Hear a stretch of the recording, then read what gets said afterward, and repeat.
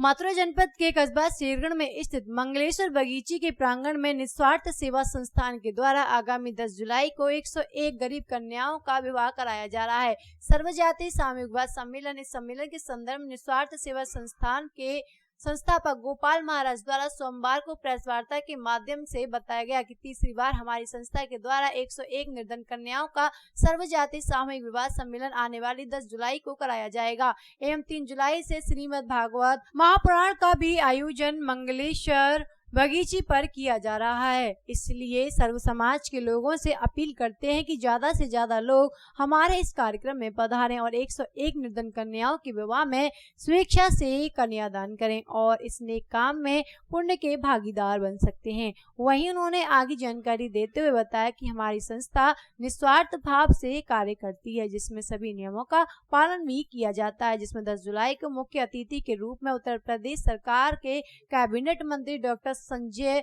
निषाद सहित तमाम व्यक्तिगण मौजूद रहेंगे।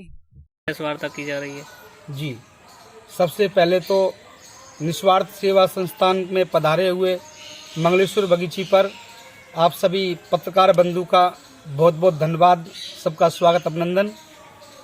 जैसे कि आप हर साल प्रत्येक साल की भांति इस साल भी हम लोग निस्वार्थ सेवा संस्थान के द्वारा मंगलेश्वर बगीची पर सर्व समाज की निर्धन सौभाग्यवती कन्याओं की शादी कराते हैं।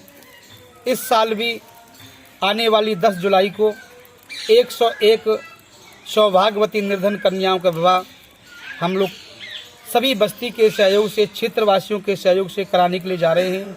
इसमें सर्व समाज की कन्याएं हैं और सर्व समाज का हमको भरपूर सहयोग प्रदान मिलता है।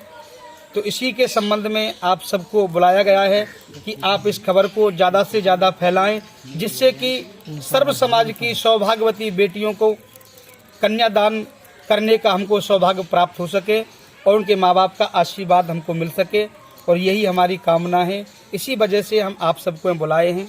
यह किस उद्देश्य से ये जो कार्यक्रम किया जा रहा है? जी देखिए, हम देख रहे हैं कि जितने भी चाहे कोई संत हैं, चाहे कथावाचक है, सब अपने अपनी जेब भरने में लगे हुए हैं। किसी को ये नजर नहीं आता है, वादा तो करते हैं गैया को खिलाएंगे, ये खिलाएंगे, मगर संत का मतलब है कि साधु भूखा भाव का धन का भूखा नाही, और जो धन का भूखा फिरे वो कोई साधु नाही।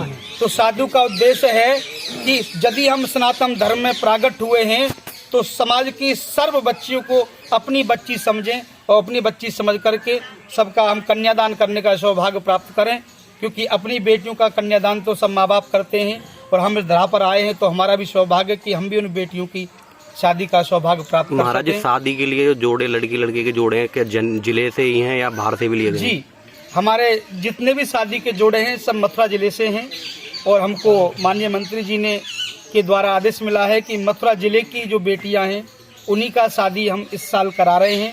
बाकी तो जब भी हमको हर जिले में करानी होगी तो दूसरे जिले से अनुमति लेनी पड़ेगी।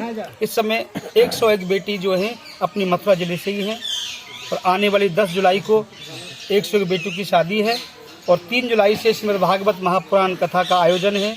क्या किसी संस्था के द्वारा कराया जा रहा है या अपने? ये निस्वार्थ सेवा संस्थान है साहब, इस संस्था कोई उद्देश्य नहीं है।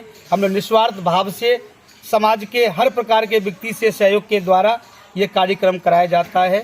बाकी तो सरकार का जैसा आदेश है उस नियम का पालन करेंगे।